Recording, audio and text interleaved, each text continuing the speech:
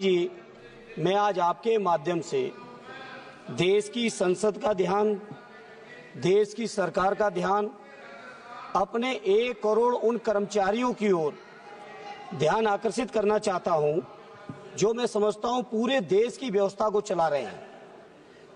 सभापति जी, बहुत अफसोस की बात है, 2004 से एक नेशनल पेंशन स्कीम लागू हुई। उस नेशनल पेंशन स्कीम का परिणाम ये रहा कि जब कर्मचारी रिटायर होते थे तो सभापति जी 800, 1200, 1800 और 4000 की केवल पेंशन उनके परिवार की सुरक्षा के लिए थी। उसके बाद सभापति जी पिछले 20 सालों से लगातार कर्मचारी आंदोलनरत रहे, आज भी आंदोलनरत हैं। उसके बाद एक नई स्कीम यूनिफाइड पेंशन स्कीम के नाम से पेंशन स्कीम लाई गई, जो कि 1 अप्रैल से लागू होनी है। सभापति जी, बड़ा आश्चर्य की बात है, जिन कर्मचारियों के लिए पेंशन स्कीम लाई जा रही है वो कर्मचारी आंदोलनरत हैं।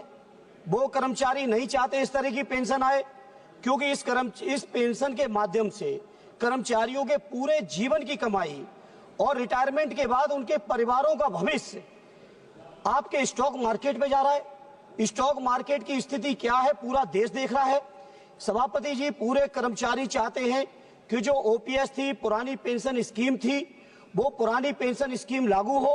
पुरानी पेंशन स्कीम ही एक ऐसा मात्र रास्ता है सभापति जी, जो कि कर्मचारियों के परिवारों की सुरक्षा की गारंटी है। और मैं समझता हूं कोई भी सरकार हो, बिना कर्मचारियों के व्यापक समर्थन और सहयोग के नहीं चल सकती है। जनता के और सरकार के बीच का पुल है कर्मचारी।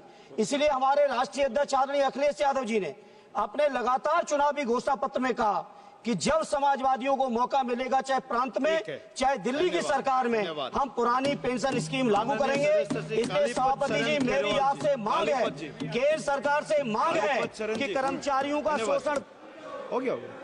विषय आ गया आपका, बहुत महत्वपूर्ण विषय उठाया, प्लीज।